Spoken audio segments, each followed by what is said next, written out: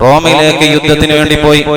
റോമിലേക്ക് യുദ്ധത്തിന് പോകുന്ന വഴിക്ക് ഒരു സഹാബി താമസിക്കാൻ ഇടം കിട്ടിയ ടെന്റിന്റെ അപ്പുറത്തെ സൈഡിൽ മുകളിൽ ഒരു പെണ്ണ് താമസിക്കുന്നത് കണ്ടു. ശ്രദ്ധിച്ചോ, ഇതൊക്കെ കേട്ടത് നിർത്തിക്കോ. പെണ്ണ് താമസിക്കുന്നത്, ഈ പെണ്ണിന്റെയും ഈ സഹാബിയുടെയും കണ്ണ് തമ്മിൽ ഉടക്കി.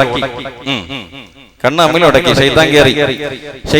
ഈ സഹാബി നേരെ ആ പെണ്ണിന്റെ അടുക്കിലേക്ക് ചെന്നിട്ട് ആവശ്യങ്ങളൊക്കെ പറഞ്ഞു. അവള് പറഞ്ഞു, നീ നസ്രാനി ആയാൽ എന്റെ മതത്തിലേക്ക് വന്നു കഴിഞ്ഞാൽ നിനക്ക് വേണ്ട എല്ലാം ഞാൻ തരാം. തനസ്സറ, അയാള് ക്രിസ്ത്യാനിയായി.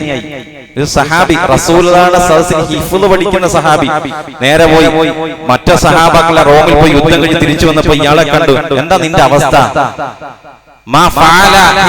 നിന്റെ ഹിഫ്ള് എന്തായി? നിന്റെ ഖുർആൻ എന്താ? ഇൽമ എന്തായി? ഖുർആന്റെ അവസ്ഥ എന്തായി ചോദിച്ചു. എനിക്കൊന്നും ഓർമ്മയില്ല, ഞാൻ എല്ലാം മറന്നുപോയി. പക്ഷെ ഒരായത്ത് എനിക്ക് ഓർമ്മയുണ്ട്.